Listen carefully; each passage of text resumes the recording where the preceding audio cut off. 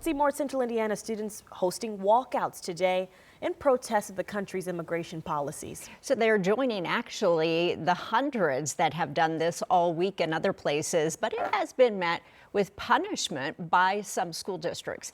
Anna Chalker is walking us through some of the biggest ones and what could continue today. Good morning. Good morning, Lydia. So the most recent one happened at Avon High School yesterday, where hundreds of students were a part of that one. You see it here behind me as they're walking around the school, and it does look a little bit different from the ones that we've been to throughout the week. Like I said, the group stayed on campus, taking a lap around the school, pushing for the removal of federal agents from cities like Minneapolis. The students say they actually tried to do a walkout last week, but only a handful of them showed up. And they say seeing this large group now is something they didn't expect.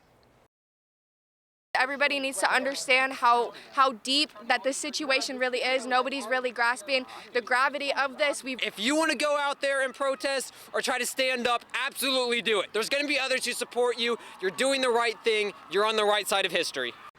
The district tells us they gave parents and students an option for an excused absence for those who wanted to participate. And this is something we haven't seen on other protests at schools this week. Some, like Southport and Plainfield high schools, announcing suspensions of students who were a part of some of these walkouts.